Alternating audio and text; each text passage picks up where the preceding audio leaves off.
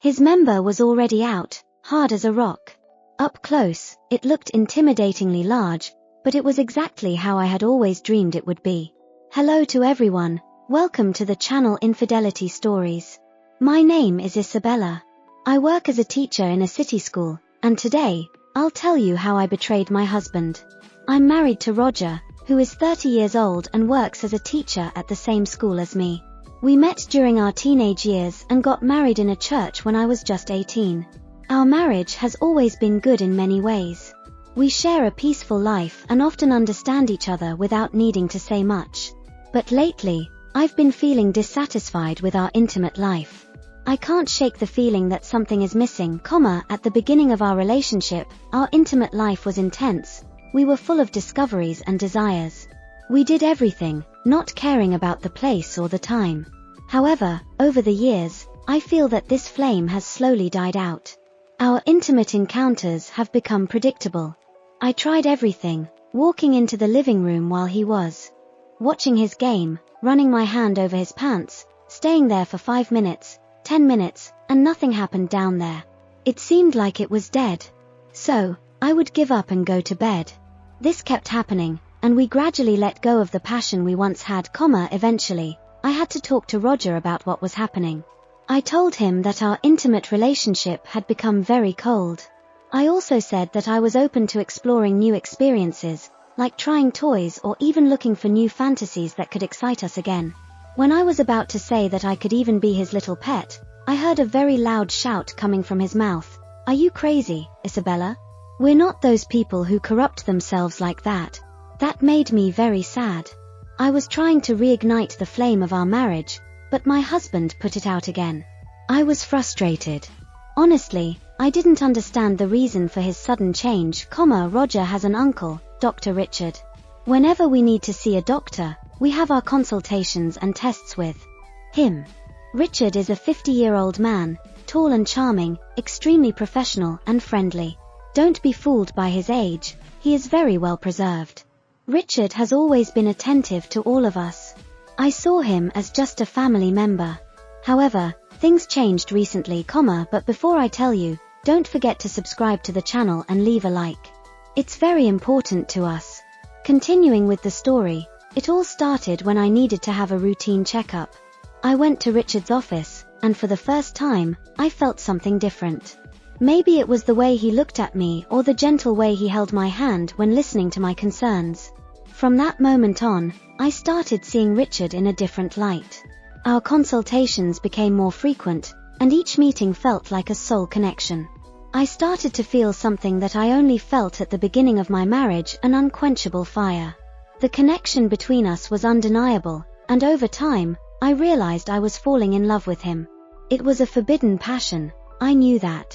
Richard was my husband's uncle and our trusted doctor. But with my husband's lack of appetite and attention, I couldn't avoid my feelings for Richard, One day, I went to Richard's office alone to check my blood pressure. I was feeling unwell and had taken some medication on my own. Aside from the heat I was feeling, I was in those days with my libido through the roof. Arriving at the office, Richard was super attentive. He asked how I was doing and also asked about his nephew. I said we were fine but that I felt dizzy and nauseous. Richard started by taking my blood pressure. I felt his hands on my arm. It stirred something in me in an inexplicable way. It had been a long time since my husband had touched me. This hadn't happened to me in years. Accidentally, he brushed his member against my shoulder and stayed there. He wasn't touching me, but I purposefully moved my arm closer. It was an automatic instinct. After a few seconds, I felt something getting hard. I asked directly if he found me attractive. I lowered my head, sad. Memories of the rejections from Roger, my husband, hit me hard at that moment. Richard immediately lifted my head, saying I was the most beautiful woman he had ever had the opportunity to talk to and that he had always felt something more for me. That hit me like a ton of bricks. I was speechless. The bad thoughts were replaced by Richard's sweet and affectionate words. That handsome man, looking down at me while I was seated in front of him, left me no choice. I began to run my hand over his thighs. He looked at me surprised and asked if I was sure about this. I nodded. He wasted no time and gave me such a passionate kiss that I went completely weak and surprised. The soft moans began to escape. Something inside me started pulsating non-stop. Richard took off my clothes and began kissing my body. His touch, his kisses, everything was filled with intensity and desire. He pressed me against the wall in a way I had never experienced before. That afternoon, we turned that office into our private love nest. We had been in the office for hours. We made love like never before. He was a true machine. We only stopped because the nurse was knocking on the door, announcing the arrival of new patients. The following days were full of emotion and anxiety. Every encounter with Richard was a mix of happiness and fear. I went to the office every week. I started getting addicted to the adrenaline and excitement within that little room, away from the curious eyes of acquaintances. Every moment together was precious, and time seemed to fly by when we were near each other. Our love grew with every word exchanged, every stolen glance. We decided that we needed some time alone, away from everything and everyone.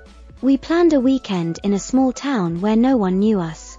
I booked a room in a cozy inn, and on Friday afternoon, I told my husband I was going to visit a friend who needed help. He believed me without suspecting a thing. We rented a small chalet in the middle of the forest where we could be ourselves without fear of being discovered. I remember how my heart raced as I drove there, anticipation and adrenaline swirling in a whirlwind of emotions. When we arrived, I didn't waste any time and jumped on Richard. He retaliated by holding me and throwing me onto the bed. He said all sorts of things, dirty and exciting. His member was already out, hard as a rock.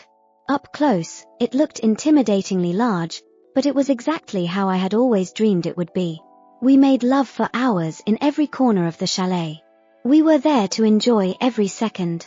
By morning, far from everyone, we finally allowed ourselves to be completely honest with each other. We talked, made love, and shared our hopes. Richard held me in his arms, promising that everything would be okay, even though we didn't know how. He asked me to relax and enjoy the moment. With that conversation, I felt safe and loved in a way I had never felt before. The weekend with Richard was magical. We walked hand in hand through the streets of the small town, explored craft markets, and spent hours talking and enjoying each other's company like a real couple. Returning to the chalet, we gave ourselves to each other again with an intensity one had never experienced before. Every touch, every kiss was filled with passion and desire. We grew closer and more connected during those days of vacation. During that trip back to the city, Richard encountered his niece, my husband's cousin, on the other side of the street. I froze instantly. She couldn't see me in the car with Richard. I was in the passenger seat. The only way to hide was by ducking down onto Richard's legs. My face was pressed against his pants. I felt something getting hard right there while he was talking to his niece, who was across the street. I unzipped his pants and started savoring that enormous tool. I could barely fit it in my mouth. Since my head couldn't go up, he pushed it down, choking me every time. That was driving me crazy. When he finished talking to his niece, I didn't stop. I stayed there savoring it until we arrived back at the chalet. I had never felt so much adrenaline in my life. I confess that I got addicted. Every meeting with him was an escape from reality, a dream from which we didn't want to wake up. But as the weekend came to an end, reality began to creep back in. I knew that on Monday, I would have to return to my life as a wife, pretending that nothing had changed. The thought broke my heart, but there was no other choice. On the way back, Richard held my hand tightly. "Isabella, I love you," he said with sadness in his eyes. "But we need to be careful. We can't hurt the people we love." I agreed with tears in my eyes. Our love was real, but also dangerous, and as much as it hurt, we knew we couldn't let it destroy our lives. After all, I was married to his nephew. Roger's innocent look constantly reminded me of what was at stake. I knew that if our secret were discovered, the consequences would be devastating for both of us. Despite all the fear and guilt, I couldn't stop loving Richard. He was my refuge, my escape from the monotony and daily responsibilities, and so, our forbidden romance continued, a love that was as dangerous as it was irresistible. Time passed, and our forbidden love became increasingly difficult to hide. The tension grew with each secret encounter and every message exchanged. I knew we were walking a tightrope, about to be discovered at any moment. The days that followed were a constant effort to maintain balance. I met Richard whenever I could, but always with the shadow of guilt hanging over us. Each encounter was a risk, but the desire to be together was stronger than the fear. Our situation was complicated, but the love we felt for each other gave us the strength to continue. We knew we were playing a dangerous game, but we also knew that somehow our forbidden love had made us feel more alive, more aware of the preciousness of each moment. One day, Roger came home earlier than expected. I was in the middle of a passionate and exciting conversation via text with Richard when I heard the door open. In a panic, I deleted the message and hid the phone. Roger noticed my nervousness but didn't say anything. However, that moment planted a seed of suspicion in him.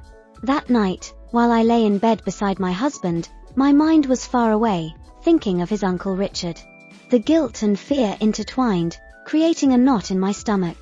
I knew I couldn't go on like this for much longer. Something had to change. I was lost. The next day, I met Richard in our secret place, tears in my eyes. I told him that we couldn't continue our romance anymore, the consequences would be disastrous, and I couldn't risk destroying my family. With a heavy heart, Richard agreed. He knew it was the right thing to do, even though it broke us both inside.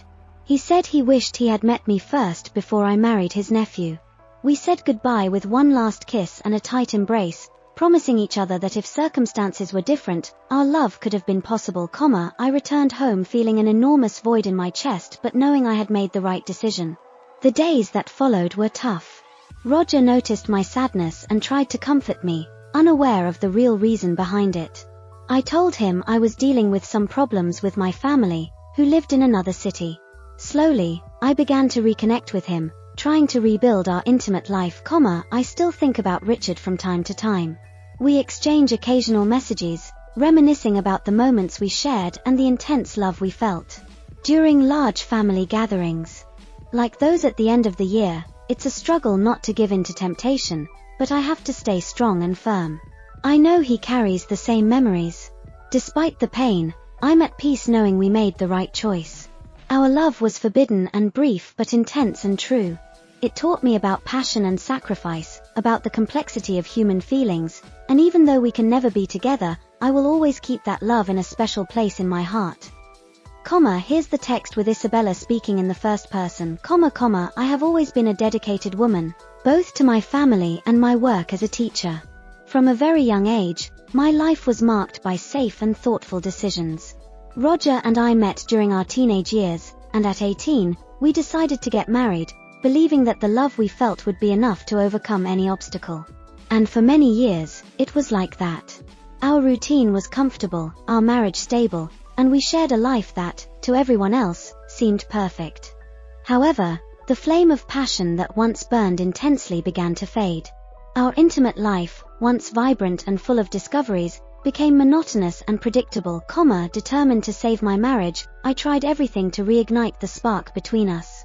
I invested time, planned surprises, suggested new experiences, but Roger, always so predictable, refused my attempts with increasing disinterest. The passionate man who once made me feel desired seemed to have disappeared, replaced by someone who viewed our marriage as a mere convenience. My frustration grew each day. I found myself trapped in a relationship that no longer brought me joy but was still an essential part of my identity. It was in this context that Richard, Roger's uncle, began to appear in my life differently. Before, he was just the family doctor, a man respected by everyone and always seen as a figure of authority and wisdom. But in a routine consultation, something changed. The way he held my hand, how he looked into my eyes, awakened something in me that I thought was dormant. The encounters with Richard became something I eagerly anticipated.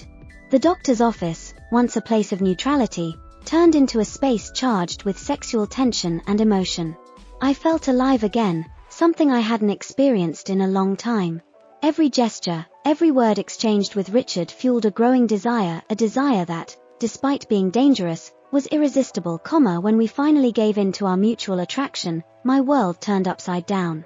That first time in the office was explosive, and what should have been a moment of guilt and regret transformed into a vicious cycle of passion and adrenaline. Richard and I began to live a double life, with secret meetings, fiery messages, and whispered promises.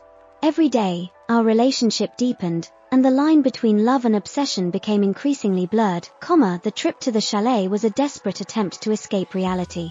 There, far from prying eyes and societal judgment, Richard and I completely surrendered to each other.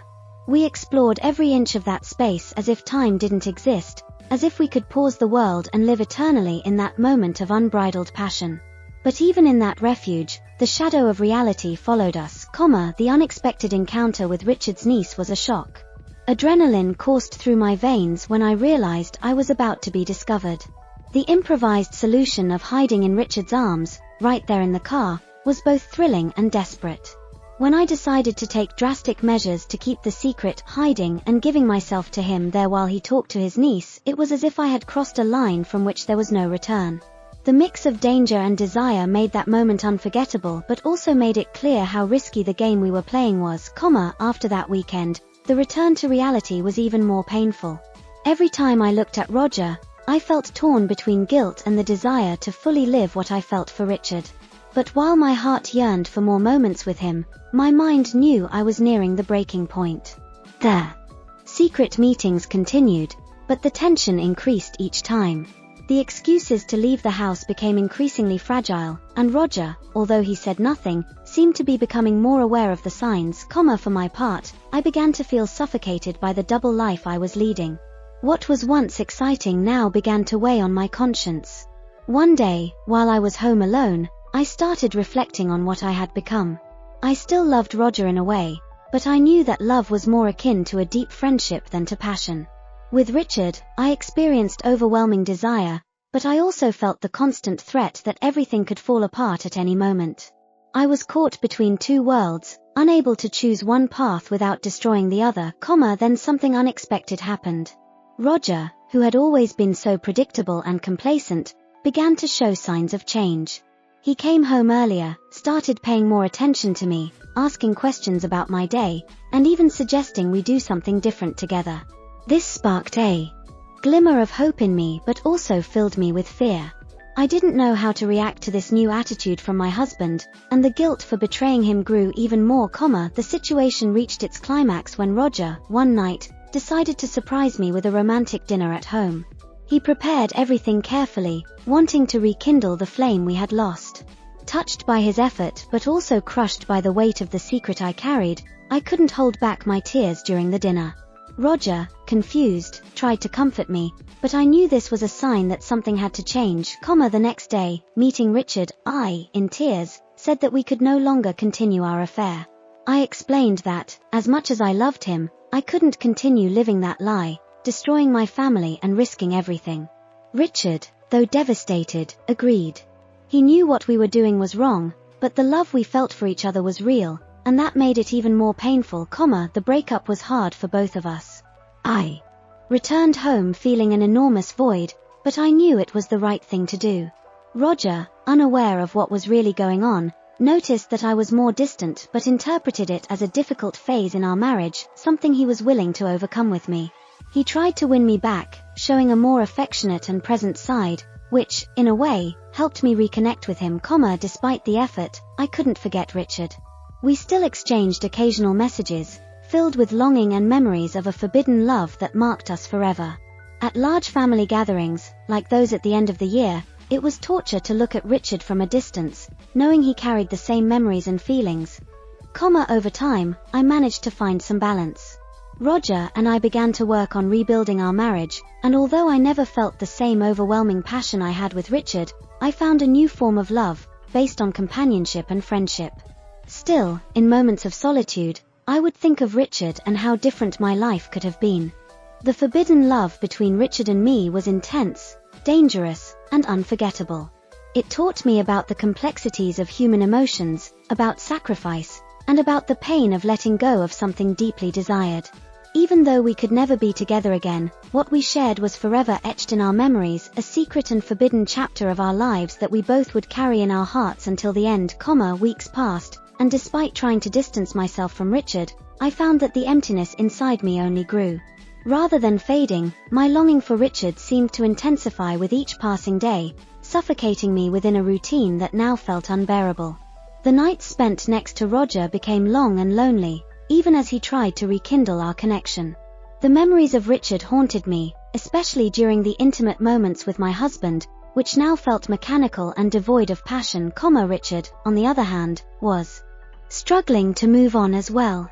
He knew ending our affair was the right decision, but the pain of living without me was almost unbearable. The desire to see me, to touch me again, consumed him in a way he had never experienced before. He began to drink more than usual, throwing himself into work to try and keep the thoughts of me at bay, but nothing seemed to work. The love we shared, forbidden and filled with complications, didn't dissipate with time. Instead, it grew stronger with each day, the tension at home escalated.